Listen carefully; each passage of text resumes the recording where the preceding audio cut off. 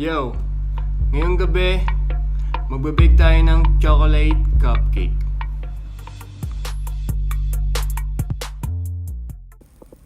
One cup ng all-purpose flour, 1 cup ng granulated sugar, Half cup ng cocoa powder, 1 teaspoon baking powder, half teaspoon baking soda, and half teaspoon of salt.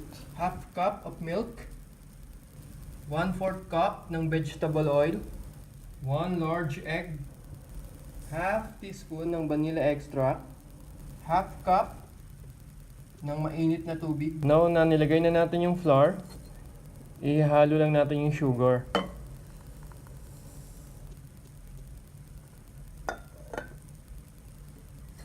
Haluin lang natin.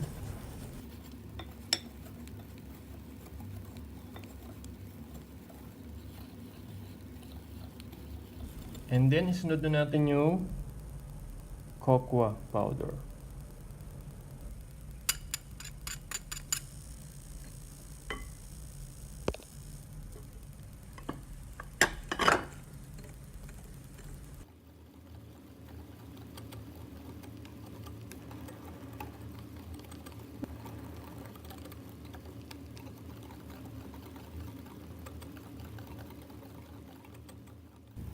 And then, yung baking powder naman. Next na natin yung baking soda. And then, yung salt.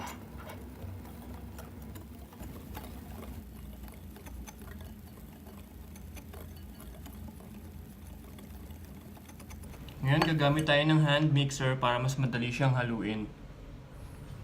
And ilagay na natin yung milk.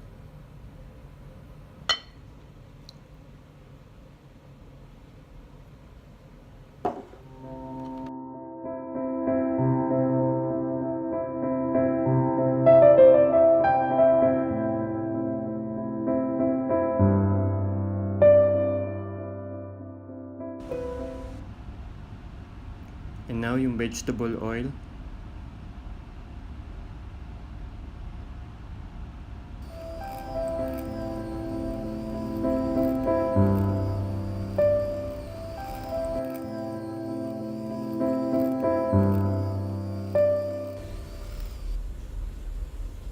Then add po natin yung egg.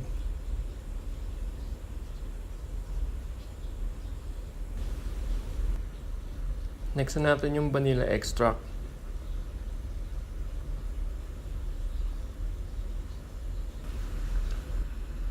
And lastly, yung hot water natin.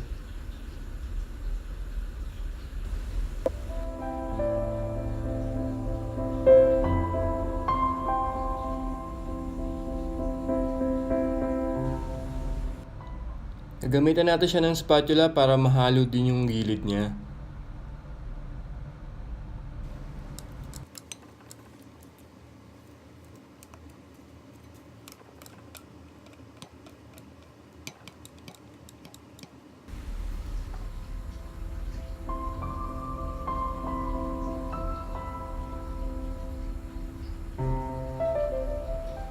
Ayan, okay na. Pwede mo nang i-ready ang iyong baking pan. Ngayon po, lalagyan na po natin siya ng cupcake molds.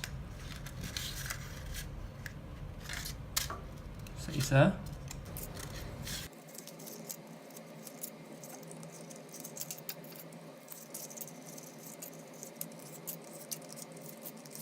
Ayan po, naka-ready na. Ngayon po, lalagyan na po natin siya ng cupcake mixture.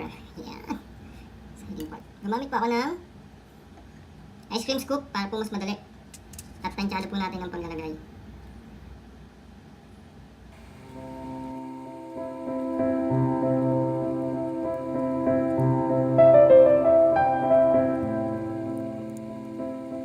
Lalagyan na po natin siya sa oven na may 325 degrees Fahrenheit in 20 minutes.